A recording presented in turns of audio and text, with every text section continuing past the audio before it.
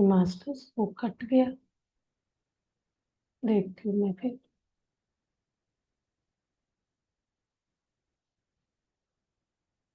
Session out हो गया था। चलिए आगे हम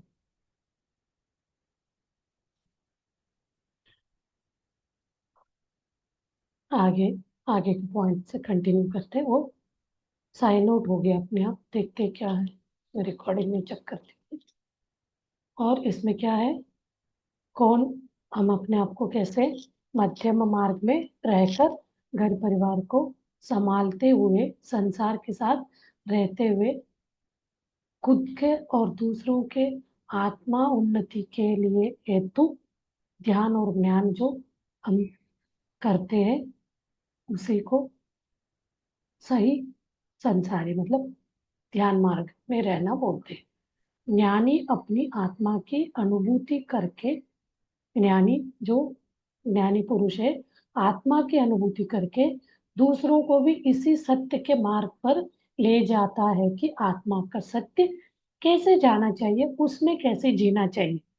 वो जो बोलता है तो वो चीज ज्ञानी है, वो ज्ञानी होता है। यहाँ बोल रहे, यहाँ कृष्ण भगवान गीता में यही अर्जुन के बताया, ये चीज आप समझो करके। और बोलते हैं ये ये पतरी जी का गीता को समझ के उनके कॉन्सेप्ट के हिसाब से बता रहे क्या है। पूजा पाठ मंत्र जप यज्ञ हवन व्रत उपवास से आगे का मार्ग, इन सबसे आगे का मार्ग है ज्ञान ध्यान मार्ग, जो आत्मा के सत्य को समझने का एकमात्र मार्ग है। तो आप ध्यान को अपनाएंगे तो इन सब से आप ऊपर आ जाएंगे, परे हो जाएंगे। तो उनका उनको अनुभूति हुआ, वही चीज का उन्होंने प्रचार करते गए, बहुत लोग उनका अपोज किया, जो भी हुआ तो वो करते गए। तो वो चीज जिनको हुआ उन लोगों ने करते गए, दूसरों को सिखाते गए। और आगे कहते हैं आत्मा अपने गुणों के अनुसार पाप या पुण्य कर्म करती है। अपने गुणों के अनुसार, कोई पाप को गुण है तो पाप आप ही गलत ही काम करके जाता है। जिनके अंदर पुण्य का वो कर्म लेके आया है, वो पुण्य का काम करता जाता है। लेकिन ज्ञानी इन दोनों से ऊपर उठकर निष्काम कर्म करता है, उसको जो उसी को सच्चा कर्म कहते हैं। ज्ञानी यानी वही जो ध्यान करता है। आत्मा तो अपने गुणों के हिसाब से पाप पुण्य करता है, लेकिन ज्ञानी यानी जो आत्मा जागरूक है, ध्यान करता है, ध्यान करने के बाद क्या हो जाएगा, वो आत्मा स्थिति से भी आगे जाएगा, क्या बन जाएगा, ज्ञानी, परमात्मा। तो वो क्या करता है, इन दोनों पाप और पुण्य से ऊपर उठकर निष्काम कर्म करते चलता है। इसी को क्या कहते हैं, सच्चा कर्म बोलते हैं। मतलब ना पुण्य है ना पाप है, दोनों से परे। और तमस रजस सत्व गुण से परे जाकर जो निर्गुण, गीता में यही बोला है, निर्गुण शुद्ध सा शुद्ध अस्तित्व तक पहुंचता है, श्री कृष्ण की तरह उस अवस्था तक पहुंचने का एकमात्र मार्ग है ध्यान। वहां क्या बोल रहे अर्जुन, आप अपने आप समझो, अलग जन्म लिया। यहाँ बोल रहे ध्यान करो, आप समझ जाओगे आप क्या हो, क्यों आए हो इस जन्म में, आपके साथ क्यों कष्ट हो रहे, पाप पुण्य क्या है, जानने के लिए आप ध्यान करो। और जब कृष्ण कहते हैं जो कोई मेरा पूजा करता है, कृष्ण कहते हैं मेरा पूजा करता है, अब आप गीता पढ़िए ये समझ आएगा, और मेरी शरण लेता है, मैं उसका बोझ उठाऊंगा। तो इसका अर्थ है जो स्वयं को जानता है और सत्य की शुद्धता में कार्य करता है। स्वयं को मतलब मेरे शरण में आता, वही आत्मा की शरण में, उसका आवश्यकताओं का स्वाभाविक रूप से ध्यान रखा जाएगा। आप ये करते जाओगे तो आपका प्रकृति आपको आवश्यकताओं को पूरा करेगी, आपको आके हेल्प करेगी, वो आपको कुछ करने की जरूरत नहीं पड़ेगी। आपका संसार में जो भी है, तो आप सेवा में आगे बढ़ रहे हो तो वो पूरा आके वो आपको सहायता करेगा। और श्री कृष्ण बताते हैं कि मैं पूर्ण हूँ, और आप सभी भी पूर्ण हो। द्वैत और अद्वैत दोनों ही दृष्टिकोण सत्य है। द्वैत अद्वैत यानी द्वंद्व, ड्युअलिटी और एकत्व दोनों दृष्टिकोण सत्य है, केवल समझने का दृष्टिकोण अलग रहे। इसे समझने के लिए आत्मज्ञान हो तो द्वंद्व को भी आप बहुत अच्छे से समझ के आपके काम का ही चीज लेंगे। द्वंद्व में नेगेटिविटी मतलब आपको हानिकारक है उसको नहीं लेंगे। कभी हमें हानि मतलब पुण्य पाप को ही लेके कभी पुण्य के रास्ता आपको निकालने का सहायता करेगा तो पुण्य को ही अपनाएंगे, कभी पाप को अपना के पुण्य से पुण्य को हराएंगे, मतलब पुण्य को जीतेंगे पाप को अपना के। तो ये दोनों को हम लेने का क्षमता हमारे अंदर आ जाता है। यही बात श्री कृष्ण ने गीता में बताया। द्वंद्व और एकत्व को कैसे आप समझें। ध्यान से ही आत्मज्ञान प्राप्त होता है और तभी द्वैत और अद्वैत को समझने की क्षमता आती है। ये ध्यान से ही, ध्यान मतलब हम अपने अंदर बैठ के ढूंढेंगे कहाँ है वो अपने अंदर शक्ति दैवी परमात्मा, उसको ढूंढ रहे। जब वो मिल गया पकड़ लेंगे। उस समय हमें पूरा ध्यान जो भी ज्ञान मिलेगा, ज्ञान मिलेगा तब हम सब समझेंगे ये द्वंद्व क्या है, एकत्व क्या है, द्वैत और अद्वैत को समझेंगे। जो ध्यान करते हैं वही जाति धर्म देश से परे जाकर जो ध्यान करेगा उनके अंदर आत्मा परमात्मा शक्ति जागृत होगा। तो क्या है, इन सब से परे जाकर जाति धर्म देश से परे जाकर आत्मज्ञानी बनते हैं और इस ज्ञान को समझ पाते हैं। और उनके अंदर ये आता है ये चीज दूसरे भी समझ जाए, इससे बहुत अच्छा हो जाएगा। तो उनके अंदर वो आ जाता है, दूसरे भी इस चीज से समझे। तो इसलिए वो सबको बोलने जाता है। हर वक्त चलता रहेगा, कोई मिला तो उनको, मुझे तो कोई मिलता है तो कोई भी कष्ट प्रॉब्लम बोलता है, अब ध्यान करो ठीक हो जाए, करो शुरू हो जाए। लेकिन इतने इजी नहीं करता। इतना लोगों को मैं कराती हूँ हर वक्त, लेकिन नहीं इजीली नहीं लेते। मैडम आप जब कराते हो करते, बाकी हम नहीं कर पाते। बोलते हैं, ठीक है मेरा काम है बोलना, आप करेंगे तो अच्छा है। कोई भी कष्ट मेरे सामने तकलीफ बताएंगे मैं यही बोलती हूँ, आप करो, आपके इससे दूर हो। शुद्ध तत्व के पथ पर चलने वालों के लिए केवल सांसों के साथ रहकर ध्यान करना ही पर्याप्त है। इससे आप मास्टर्स की दिव्य चेतना से स्वतः जुड़ जाते हैं।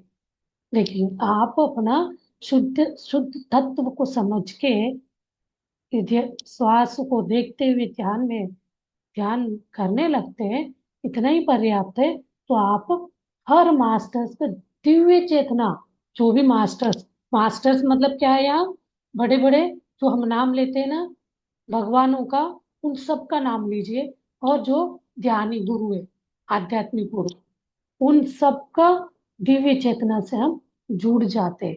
परमात्मा को लीजिए, शिव भगवान कृष्ण राम जो भी आप लेंगे, हनुमान जी गणेश, सबसे हम जुड़ जाते उन शक्तियों से, चेतना से, दिव्य चेतना से।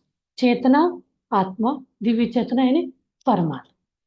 हम सब स्वतंत्र है अपने कर्म करने के लिए, कर्म करने के लिए हम स्वतंत्र है। कोई किसी को इंटरफेयर नहीं करता। ये नहीं करो हम बोल रहे हैं लेकिन वो फिर भी अपने इच्छा से ही कर्म करता है। ये सही नहीं है रास्ता, इसमें मत जाओ, आपको धोखा हो सकता है, नहीं, वो नहीं सुनने देगा। क्योंकि उनके अंदर जो स्वतंत्र है ना वही वो करेगा, उनका जो कर्म है वही वो करने दे। आत्मा अपने गुणों के अनुसार ही कर्म करता। आत्मा गुण मतलब उसके ऊपर हम जो भी लेप लाल के लेके आए लेयर्स, वो है। आत्मा को ओरिजिनल गुण कुछ नहीं है। वो अच्छा बुरा कुछ भी नहीं है। ना वो मारने का बोलेगा, ना मरने का, ना अच्छा बोलेगा ना बुरा बोलेगा। ना बोला जाता है ना आत्मा को ना मार सकते ना काट सकते ना जला सकते, कुछ नहीं है। उस सब में फर्क। बट ये आत्मा गुण यहाँ बोल रहे तो वो जहाँ वो इंसान में आके कर्मों से बंध जाता है, उसके ऊपर एक लेयर आ जाता है कर्मों का, अंदर छुपा हुआ बोलते हैं। तब क्या है, उसके अनुसार वो कर्म करते जाता है। केवल वही लोग जो नियमित ध्यान का अभ्यास करते हैं और ज्ञान प्राप्त करते हैं। नियमित, इसलिए उसको नियम बनाओ, नियम बनाओ, कुछ भी हो जाए उसको मत छोड़िए। बोलते हैं आप नियमित से अभ्यास करते जाते हो तो आप उस ज्ञान प्राप्त प्राप्त करोगे, यानी वो परमात्मा का गुण प्राप्त करेंगे, उस स्थिति में जाएंगे तो अपने स्वभाव को बदल देंगे। ये जो मानवीय शरीर लेके आए हैं हम, फिजिकल बॉडी का, भौतिक शरीर का स्वभाव जो है, कोई ने मुझे कुछ बोला, मेरा ये अच्छा नहीं है, मैं काली हूँ पीली हूँ, मेरे ऊपर पिंपल है, अच्छा नहीं दिख रहा, पता नहीं मुझे देख के कौन क्या बोल रहा है, इन सब से हम परे, इसकी तरफ ध्यान ही नहीं जाए। अन्यथा किसी गुण का 1 इंच भी बदलने में पूरा जीवन लग जाए। नहीं तो हम अपने गुण को थोड़ा सा भी नहीं बदल सकते। जीवन, ये अकेले ये जीवन नहीं, ऐसे अलग अलग बहुत सारे जन्म निकल जाएगा, हम अपने आप को बदल नहीं सकते जब तक हम ध्यान को समझ के हम उसमें नहीं जीने लगेंगे, समझ के, तब तक ऐसे चलता रहे। और आगे कहते हैं हमें ध्यान योग में आंखें बंद करके और कर्म योग में आंखें खोलकर जीना चाहिए। ध्यान योग करेंगे आंख बंद, अंतर्मुखी होना, अपने श्वासों के साथ जुड़ के इनर जर्नी। वही कर्म योग है तो काम करने में आंख बंद करेंगे तो काम कर पाएंगे नहीं, उसके ऊपर ध्यान लगाना है काम पे, तब आंख खोलकर जीना है, सही कर्म करना है, यानी जागरूकता के साथ जीवन जीना चाहिए। यही भगवत गीता का सच्ची शिक्षा है। अब इन शिक्षा, अभी ये जो बातों को समझने के बाद अब आप गीता पढ़िए, कोई गीता को मानता है, भगवत गीता को महान ग्रंथ मानता है, कोई जीवन में उसको बहुत अपने ऊपर अप्लाई करना चाहता है, क्यूरियोसिटी रहता है, अब आप पढ़ेंगे ना, बहुत अच्छे से समझ में आए। तो इसके अलावा भी हमें बताया है, एक उनका एक वो है, प्लेलिस्ट है 6 क्लास का, वो 6 क्लास पूरा गीता के बारे में उन्होंने बुक भी लिखा है, पत्री जी का गीता बहुत, मतलब उसी गीता का इंटरप्रेट करके उन्होंने पूरा वो भगवत गीता का सार लिखा है, उसका ही एक सारांश पॉइंट्स रखा है आपके सामने। तो इसमें देखते हुए 2 वीडियो आ गए हैं, स्टार्टिंग पता नहीं कैसे कट गया, अब इन दोनों को मैं पार्ट 1 पार्ट 2 में गीता का करके डाल दूंगी। अभी हम ध्यान करते हैं, चलिए के मास्टर्स ध्यान में बैठ जाइए। अभी हम मौन ध्यान का अभ्यास करें। पूरा शरीर को ढीला छोड़िए, सुखासन में बैठ जाइए। सुखासन मतलब आपको बहुत आरामदायक हो, लंबे टाइम तक आप बैठे तो थकावट ना हो, ऐसे आसन आप लेके बैठ जाइए। पूरा शरीर को ढीला छोड़िए, तनाव मुक्त करिए। जो हमने गीता के बारे में बात करे, उसी बातों को हमारे ध्यान में रखते हुए हम आरती, अर्थार्थी, जिज्ञासु है या मुमुक्षु है, क्या है हम, प्रश्न करके एक हम इसी का संकल्प ध्यान हम करेंगे। मेरा इच्छा है, जिज्ञासु तो मुझे जहाँ तक लगता है, ध्यान आप भले ही 10 मिनट कर रहे, 15 मिनट कर रहे, हर एक को समझ आया है मैं एक शरीर नहीं हूँ, मैं एक आत्मा हूँ, यानी आत्मा हूँ जानना, यानी जिज्ञासु अवस्था में हम है, तो शरीर भाव से हटके हम आत्मा भाव में आ गए। और इसमें क्या है, अपने मध्यम मार्ग के रहते हुए, मध्यम मार्ग में रहते हुए, घर परिवार के साथ अपनी जिम्मेदारियां निभाते हुए, हम खुद को, स्वयं को और दूसरों को, हमारे खुद के और दूसरे के आत्मा की उन्नति के लिए हम ध्यान कर रहे हैं, ये मेरा संकल्प है।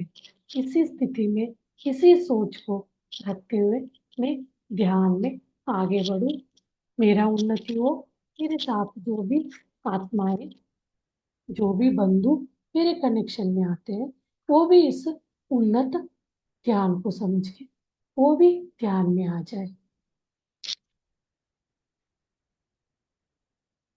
संकल्प रख के ध्यान में बैठ जाइए।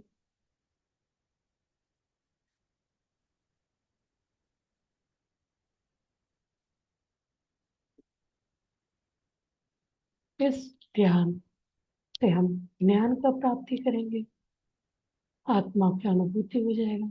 उसके बाद हमें ज्ञान की अनुभूति होगी। किसी अनुभूति दूसरों के अंदर भी आ जाए, किसी सत्य मार्ग में वो भी चले। ऐसे में संकल्प करता हूँ, करती हूँ कि संकल्प के साथ आज मैं ध्यान कर रहा हूँ। ध्यान में बने रहिए, श्वास के साथ मौन ध्यान में, कोई म्यूजिक के बिना ही हम ध्यान कर रहे हैं।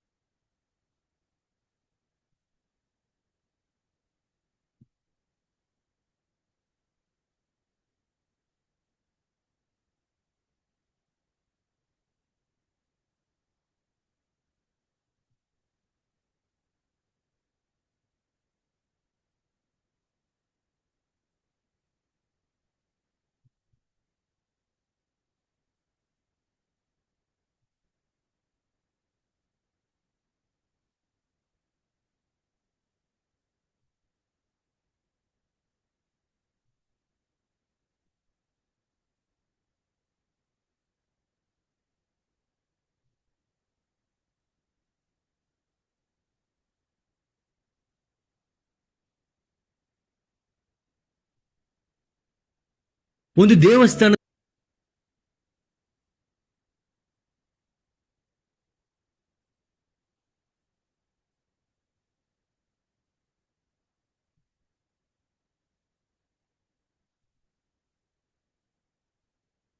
मास्टर धीरे धीरे धीरे अपने आत्म प्रज्ञा में आइए, शरीर की प्रज्ञा में, एक अंगांग